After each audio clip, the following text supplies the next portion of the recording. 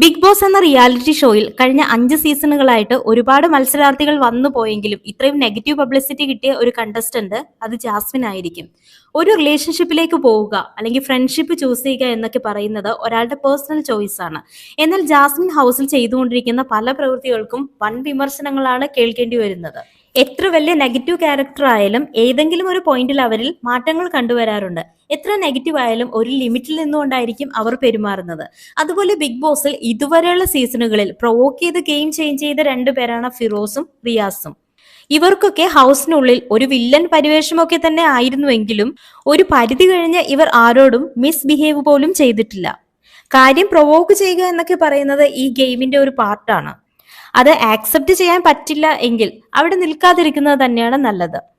Because provoke ചെയ്യുക എന്ന് പറയുന്നത് ബിഗ് ബോസ് ഗെയിമിന്റെ തന്നെ ഒരു ഭാഗമാണ്. അല്ലാതെ 100 ദിവസം അവിടെ വന്ന് വെറുതെ ഇരുന്ന് പോകാൻ ആർക്കും സാധിക്കില്ല. അങ്ങനെ സേഫ് ഗെയിം കളിക്കാൻ പറ്റിയ ഒരു സ്ഥലവുമല്ല ബിഗ് ബോസ്. അവിടെ ആക്റ്റീവ് ആയിരിക്കണം. എന്ന് പറഞ്ഞ് പ്രൊവോക്ക് ചെയ്യാനും വഴക്കിടുമ്പോൾ എന്തും പറയാനുമുള്ള ഒരു രീതിയുണ്ട്. അതൊരിക്കലും ആർക്കും അക്സെപ്റ്റ് ചെയ്യാൻ പറ്റില്ല. കാരണം കൊച്ചുകുട്ടികൾ മുതൽ പ്രായമായവർ വരെ കാണുന്ന ഒരു ഷോ ആണിത്. ഒരാളോട് നമ്മൾ സംസാരിക്കുമ്പോൾ അത് നമ്മുടെ എത്ര വലിയ ശത്രുക്കളായാൽ പോലും നമ്മൾ കാണിക്കേണ്ട ചില മര്യാദകളുണ്ട്, പെരുമാറ്റ രീതികളുണ്ട്. ഇത്രയും പറയാൻ കാരണം ഇന്നത്തെ ലൈവിൽ ജാസ്മിനും ജിൻഡോയുമായിട്ട് ഒരു ഫൈറ്റ് നടക്കുന്നുണ്ട്.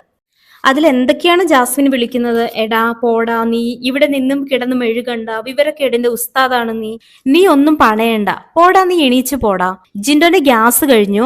ഇരുന്ന് സംസാരിക്കാൻ പറഞ്ഞാൽ ജിൻഡോനെ കണ്ട ഒരു കുന്തവും പറ്റില്ല. അവിടെ ഉരുണ്ട് കിടന്ന് മെഴുകത്തേയുള്ളൂ. അവിടെ കിടന്ന് കോഷ്ടിയും അതുപോലെ കോലവും കാണിക്കാതെ ഇവിടെ വന്നിരിക്കുന്നേ. അങ്ങനെ എന്തൊക്കെയാണ് ആ ജിൻഡോനെ പറയുന്നതെന്ന് രാവിലത്തെ ലൈവ് കണ്ടവർക്ക് മനസ്സിലാകും. നമുക്കൊരാളെ കൊണ്ട് പ്രത്യേകിച്ചൊരു ഉപകാരം ഉണ്ടായാലും ഇല്ലെങ്കിലും നമ്മളൊരു സാമൂഹിക ജീവി എന്ന നിലയിൽ ഓപ്പോസിറ്റ് നിൽക്കുന്ന ഒരാൾക്ക് കൊടുക്കേണ്ട ഒരു ബേസിക് റെസ്പെക്ട് ഉണ്ട്. അതിപ്പോ ആരും പഠിപ്പിച്ചു തരേണ്ട കാര്യമൊന്നുമല്ല. ഒരു സൊസൈറ്റിയിൽ ജീവിക്കുമ്പോൾ നമ്മൾ പാലിക്കേണ്ട ഒരു ബേസിക് മര്യാദയാണത്.